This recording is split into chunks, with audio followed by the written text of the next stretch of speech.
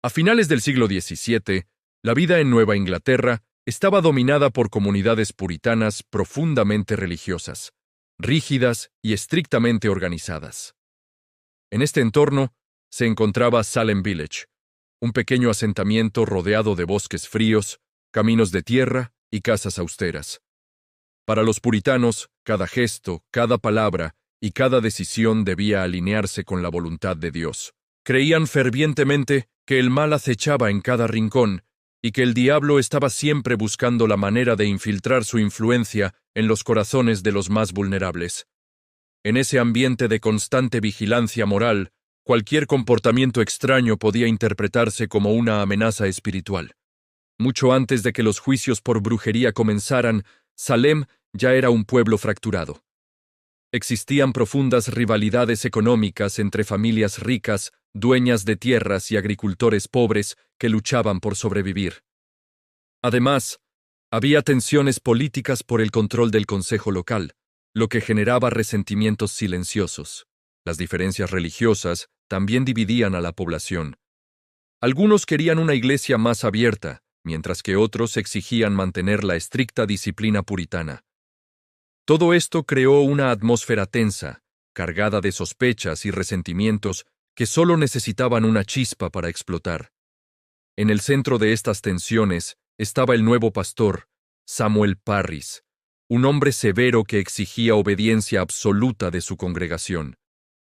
Una parte del pueblo lo apoyaba, pero otra lo consideraba demasiado duro y desconfiaba de sus intenciones. Esta división era tan profunda que incluso las reuniones comunitarias terminaban en discusiones intensas. Parris vivía con su esposa, su hija Betty, de solo 9 años, y su sobrina Abigail Williams, de 11 años. Además, en la casa trabajaba Tituba, una esclava de origen caribeño, cuya presencia exótica y costumbres desconocidas generaban rumores entre los habitantes. La vida dentro de la casa de Parris parecía tranquila a simple vista.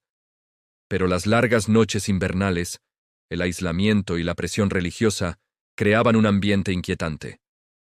Las niñas, Betty y Abigail, escuchaban historias misteriosas contadas por Tituba, relatos de espíritus, supersticiones caribeñas y prácticas culturales que, aunque no eran malignas en sí mismas, resultaban completamente ajenas a la mentalidad puritana.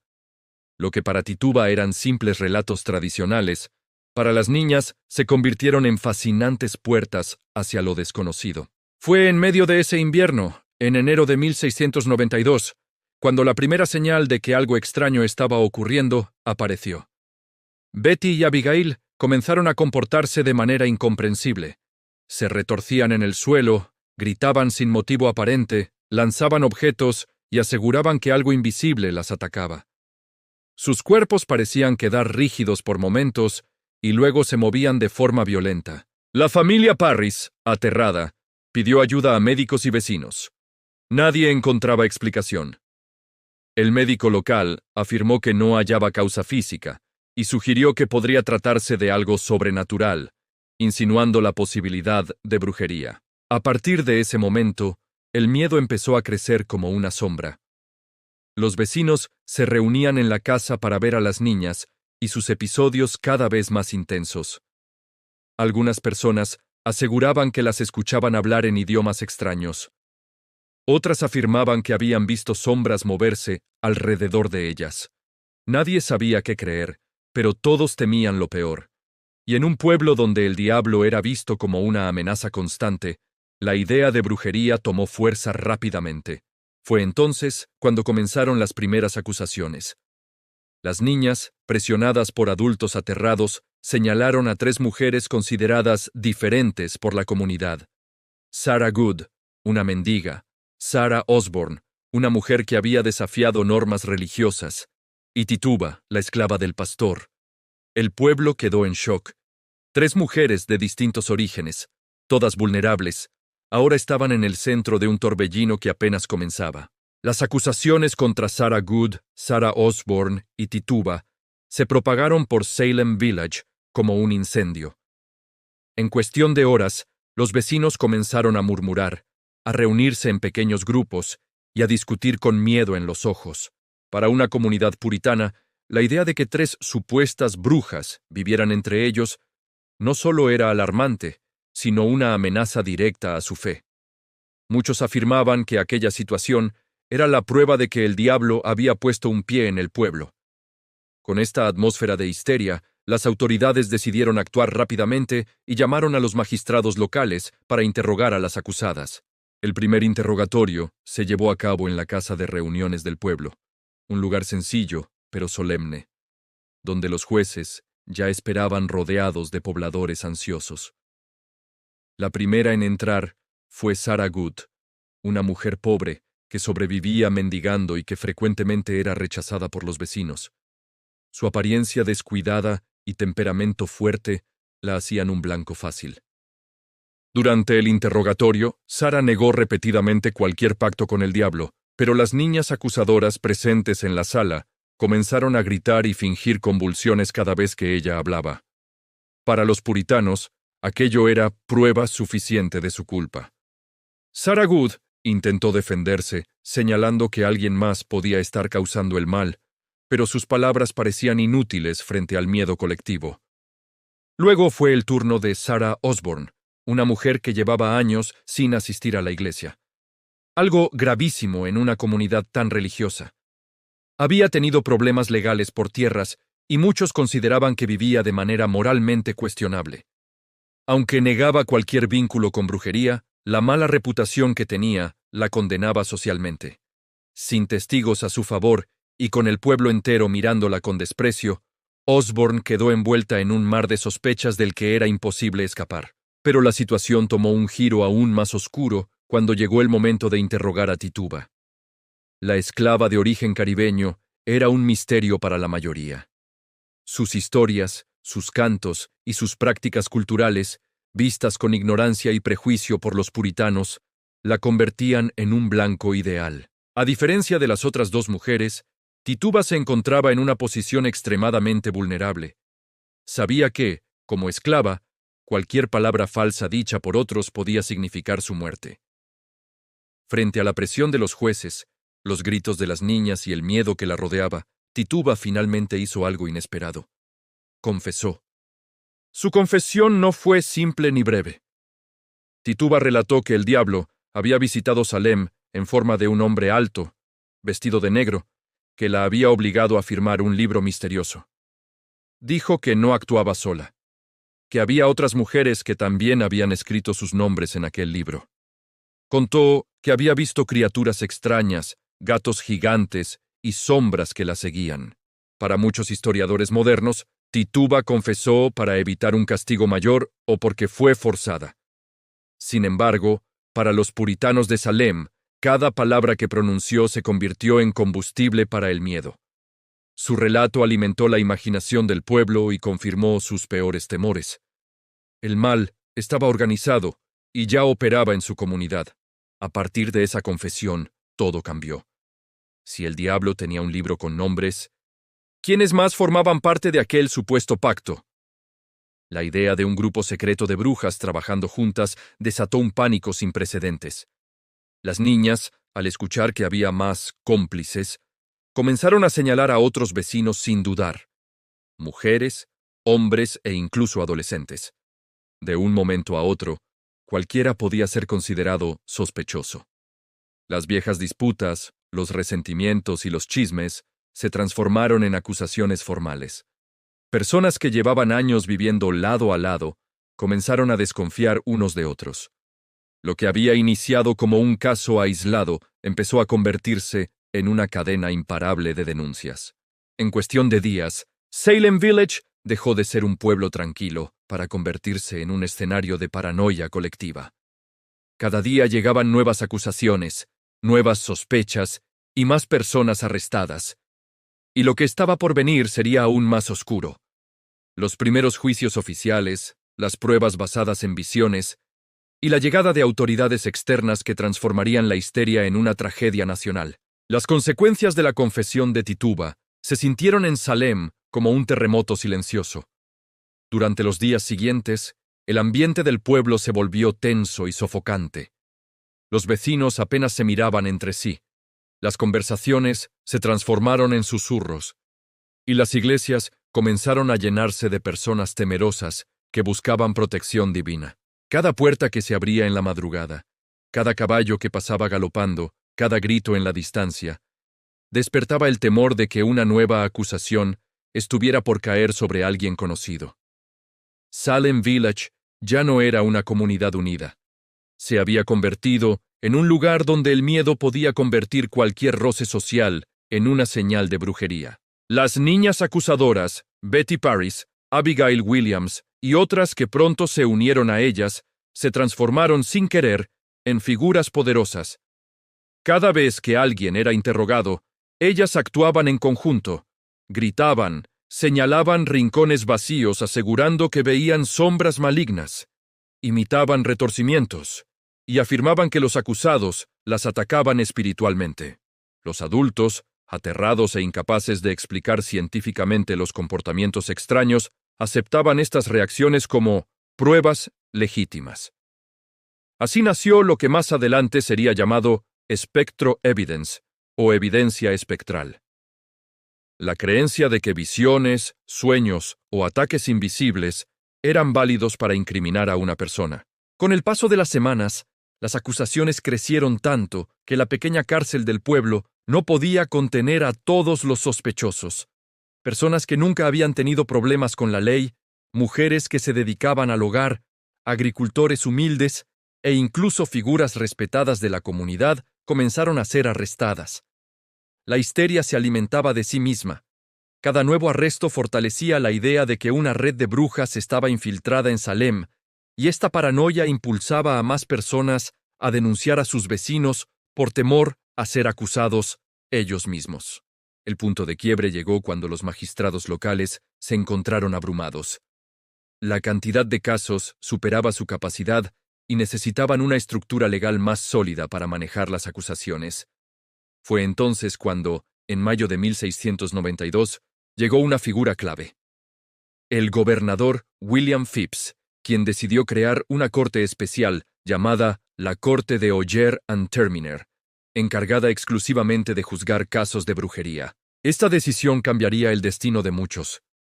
Lo que antes eran interrogatorios informales, ahora se convertiría en juicios oficiales, con jueces, jurados y sentencias que podían terminar en la horca. Cuando la corte fue anunciada, los habitantes de Salem sintieron una mezcla de miedo y esperanza. Por un lado, muchos creían que finalmente habría orden y que la justicia divina actuaría. Por otro, había quienes temían que la corte, influenciada por las niñas acusadoras y por la histeria colectiva, se transformara en una máquina imparable de condenas. Lo cierto es que la creación de la corte marcó el inicio de la fase más oscura y trágica de los juicios. El primer caso que la nueva corte decidió abordar fue el de Bridget Bishop, una mujer conocida por su carácter independiente, su hábito de vestir ropa más llamativa que el resto y por tener conflictos previos con algunos vecinos. Desde el momento en que entró a la sala del juicio, las niñas comenzaron su espectáculo. Gritaban diciendo que el espíritu de Bridget las atacaba, que veían su figura volando, que sentían su presencia. Aunque no existía ninguna prueba física contra ella, la evidencia espectral fue considerada suficiente. Los jueces, profundamente religiosos, creían que el diablo podía tomar la forma de una persona para actuar, pero también asumían que Dios no permitiría que un inocente fuera acusado injustamente. Para ellos, la acusación misma era casi una señal de culpa. Bridget Bishop fue declarada culpable y condenada a morir en la horca. Su ejecución no solo marcó la primera muerte de los juicios, sino que también envió un mensaje claro a toda la región. Nadie estaba a salvo. La noticia se propagó rápidamente por otros pueblos cercanos, y pronto se multiplicaron las denuncias de brujería en toda la región de Massachusetts. El caos que antes se concentraba en Salem Village comenzó a expandirse como una sombra. En los días posteriores a la ejecución de Bridget, la corte recibió decenas de nuevos testimonios, visiones, acusaciones y supuestas pruebas. Las niñas se convirtieron en el centro de atención, siendo tratadas como instrumentos divinos capaces de percibir lo que nadie más podía ver. Este poder, sin embargo, también alimentó rumores de manipulaciones, rivalidades y venganzas personales. Lo que antes eran sospechas aisladas, ahora se transformaba en una ola incontenible de histeria, y mientras los juicios avanzaban, algo aún más oscuro comenzaba a crecer debajo de la superficie del pueblo. Voces que empezaban a dudar, familias enteras que se rompían por las acusaciones, y personas que comprendían que la maquinaria de miedo que habían ayudado a construir era imposible de detener. La ejecución de Bridget Bishop no calmó el miedo del pueblo, al contrario, lo multiplicó. Para muchos habitantes, su muerte significaba que el mal era real, tangible, y que había logrado infiltrarse profundamente en Salem.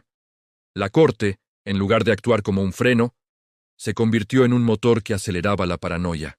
Cada día llegaban nuevas denuncias de personas que aseguraban haber visto sombras, figuras, criaturas extrañas o espíritus que tomaban la forma de sus vecinos. Las niñas acusadoras, ahora tratadas como mensajeras divinas, ampliaban la lista de nombres con una facilidad aterradora. Lo que comenzó como un pequeño conjunto de sospechosos se transformó en una interminable cadena de acusaciones que abarcaba a gran parte del pueblo. Entre los nuevos nombres surgieron algunos que impactaron a la comunidad, pues ya no se trataba únicamente de mujeres marginales o personas de reputación dudosa. Empezaron a acusar a mujeres respetadas, hombres con prestigio y líderes religiosos. Uno de los casos más polémicos fue el de Martha Corey, una mujer devota, activa en la iglesia y conocida por su conducta ejemplar. Su acusación fue un golpe brutal para Salem, porque demostraba que nadie estaba por encima del miedo. Cuando Martha negó rotundamente pertenecer a algún grupo maligno y criticó la validez de las acusaciones de las niñas, éstas comenzaron a retorcerse y gritar en su presencia, asegurando que el espíritu de ella las atacaba. Para los jueces, aquello resultó suficiente para declararla sospechosa. El arresto de Martha Corey creó una grieta profunda en la comunidad. Algunos empezaron a darse cuenta de que cualquier gesto podía interpretarse como brujería. Hablar demasiado, hablar muy poco, defender a los acusados, tener un comportamiento extraño, mostrar enojo, llorar o incluso quedarse en silencio. La paranoia alcanzó tal punto que familias enteras dejaron de dirigirse la palabra, temerosas de que cualquier comentario pudiera usarse en su contra. El miedo se había vuelto un arma más poderosa que cualquier evidencia real. Pero el verdadero impacto llegó cuando, tras la acusación de Martha Corey, las niñas señalaron a su esposo. Giles Corey, un hombre anciano, terco y respetado en el pueblo. Giles no se dejó intimidar y se negó a declararse culpable o inocente. Su actitud desafiante encendió la furia de los magistrados, quienes consideraban que negarse a responder era una forma de obstrucción. El caso de Giles Corey se transformaría en uno de los episodios más oscuros de los juicios, pero esa tragedia aún estaba por venir. Mientras tanto, la corte seguía avanzando como una marea imparable. Más personas fueron arrestadas, entre ellas Rebecca Nurse, una anciana amable, profundamente religiosa y muy querida por casi todo el pueblo. Su acusación fue un punto de quiebre emocional. Incluso algunos de los jueces dudaron. ¿Cómo era posible que una mujer tan piadosa fuera una bruja? ¿Acaso la histeria había llegado demasiado lejos? Sin embargo, las niñas, con sus gritos y convulsiones, retomaron su papel de acusadoras absolutas. Cada vez que Rebecca intentaba hablar, las niñas caían al suelo, asegurando que su espíritu las presionaba o las estrangulaba. El pueblo, atemorizado, aceptó esa versión, aunque muchas personas empezaron a sentir una inquietud profunda. Algo no estaba bien. Con cada nuevo juicio, la corte adquiría más poder. Los jueces aceptaban testimonios basados en sueños, visiones y supuestas apariciones. La evidencia espectral se convirtió en la herramienta más peligrosa, porque no podía ser cuestionada ni refutada. ¿Cómo demostrar que alguien no aparece en un sueño ajeno? ¿Cómo probar que una sombra no era producto de la imaginación? Las reglas de la lógica se habían desvanecido, reemplazadas por el miedo y la superstición. A medida que las acusaciones aumentaban, surgió otro problema grave. El sistema judicial comenzó a colapsar bajo la cantidad de prisioneros. Las cárceles estaban llenas. Muchos acusados permanecían hacinados en condiciones miserables, esperando juicios que se aplazaban una y otra vez.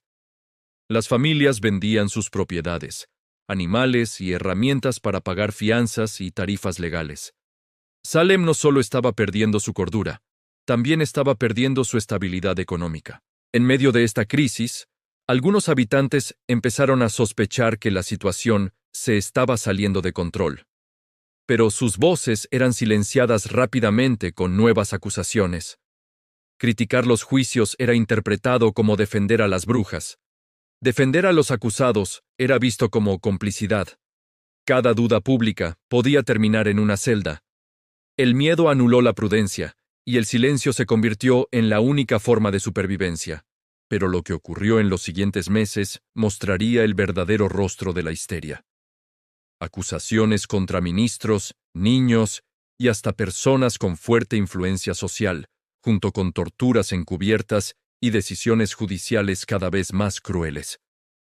A medida que el miedo seguía creciendo en Salem, el Tribunal Especial, el Court of Oyer and Terminer, comenzó a perder rápidamente el control de la situación. Se presentaban acusaciones nuevas casi todos los días, muchas de ellas impulsadas por viejas rencillas, disputas por tierras o simples resentimientos personales. Personas que jamás habían hablado de brujería en su vida aparecían súbitamente mencionadas en los delirios de las niñas, y cualquier gesto, palabra o comportamiento podía ser interpretado como señal de pacto demoníaco. La histeria se volvió tan poderosa que incluso aquellos que dudaban en secreto preferían callar antes que arriesgarse a convertirse en sospechosos. Salem ya no era un pueblo. Era una red de ojos vigilantes, temores reprimidos y culpas guardadas. Mientras tanto, algunos de los acusados desesperados y temiendo por su vida comenzaron a confesar crímenes que jamás habían cometido. Estas confesiones eran utilizadas como prueba de que las brujas realmente existían, alimentando aún más el pánico colectivo. Pero otras personas, incluso frente a la muerte, se negaron a admitir un delito inexistente. Uno de los casos más impactantes fue el de Giles Corey, un anciano que se mantuvo firme en su silencio aun cuando lo sometieron a la tortura brutal de prensado con piedras. Su muerte no solo estremeció a los habitantes de Salem, sino que también sembró las primeras dudas profundas en aquellos que hasta ese momento habían apoyado sin cuestionar los juicios. A finales de 1692, varias figuras influyentes comenzaron a notar que algo no cuadraba. La intensidad de las acusaciones, la falta de pruebas reales y la creciente cantidad de personas que estaban siendo arrestadas sin fundamento empezaron a despertar sospechas. Incluso dentro del propio gobierno colonial, algunos empezaron a preguntarse si realmente estaban enfrentando fuerzas sobrenaturales, o si, por el contrario, eran víctimas de una tormenta de fanatismo y miedo que ellos mismos habían permitido crecer. Pero el tribunal aún seguía funcionando, y decenas de personas permanecían encerradas, esperando su destino. Justo cuando el pueblo estaba por alcanzar su punto más oscuro, comenzó a surgir una resistencia silenciosa, una que pronto cambiaría el rumbo de la historia. A finales de 1692, la tensión en Salem había alcanzado un límite insostenible. Las cárceles estaban repletas, el trabajo en las granjas abandonado y las familias divididas por el miedo. Fue entonces cuando comenzó un cambio inesperado. Algunas de las niñas que originalmente habían señalado a las supuestas brujas empezaron a contradecirse. Sus relatos, antes tan firmes, se volvían confusos, contradictorios, incluso absurdos. Cada error, cada exageración, abría una grieta en la credibilidad del tribunal. La presión aumentó todavía más cuando Increase Mather, uno de los teólogos más influyentes de Nueva Inglaterra, publicó un tratado afirmando que era preferible dejar libres a 10 brujas culpables antes que condenar a un solo inocente. Sus palabras cayeron como un golpe sobre una población agotada por meses de histeria. Y cuando incluso algunas familias puritanas de renombre comenzaron a cuestionar el uso de pruebas espectrales, El tribunal se encontró frente a una verdad incómoda. No tenían evidencia sólida, solo miedo. La gota final llegó cuando la esposa del gobernador de Massachusetts, Lady Mary Phips, fue acusada de brujería. Para el gobernador William Phips, aquello fue suficiente. Ordenó la disolución inmediata del Court of Oyer and Terminer y reemplazó el tribunal por otro que rechazaba las pruebas sobrenaturales. Uno tras otro, los casos comenzaron a derrumbarse. Las condenas fueron revertidas, las ejecuciones suspendidas y se iniciaron procesos para liberar a quienes aún estaban encarcelados. Pero aunque la maquinaria judicial se detuvo, el daño ya estaba hecho. En los meses siguientes, la comunidad de Salem enfrentó las consecuencias de su propia paranoia. Familias devastadas, reputaciones destruidas, tierras arrebatadas, 25 muertos en total entre ejecuciones y muertes en prisión, y un pueblo entero marcado para siempre. Los jueces y líderes religiosos pidieron disculpas públicamente. Algunos de los acusadores confesaron su mentira y el propio tribunal declaró ilegal lo que había ocurrido. Pero la herida dejó una lección imborrable. El miedo, cuando se convierte en justicia, puede destruirlo todo. Los juicios de Salem pasarían a la historia no como una lucha contra la brujería, sino como un ejemplo de cómo la histeria colectiva puede convertir a una sociedad entera en víctima de sí misma. Un recordatorio eterno de los peligros del fanatismo, la manipulación y el poder descontrolado. Si te gustó, no olvides darle like y suscribirte. Recuerda activar la campanita y ten un gran abrazo cruzado.